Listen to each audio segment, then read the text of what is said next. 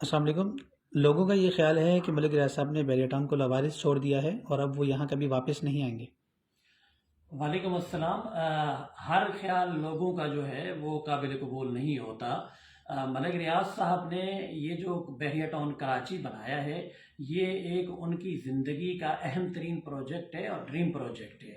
اتنا خوبصورت پروجیکٹ کہ آپ اگر سامنے تھوڑا سا کیمرہ دکھائیں، جس کو میں بیٹھ کے دیکھ رہا ہوں اپنے آفس سے، کہ یہ وہ جگہ ہے جہاں پر عرب امارات اور خلیج ممالک کے تمام سفراء نے اپنی گاڑیاں کھڑی کر کے سیلفیاں بنائیں اور ویڈیوز بنائیں۔ وہ گیٹ سے داخل انہوں نے کہا گاڑیاں روکو، ہمیں نہیں لگتا کہ ہم پاکستان میں ہیں، ہم شاید دبئی یا قطر میں گھوم رہے ہیں۔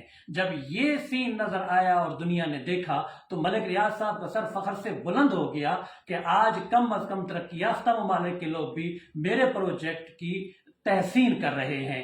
تو ایسے پروجیکٹ کو وہ چھوڑ کر کبھی نہیں جا سکتے۔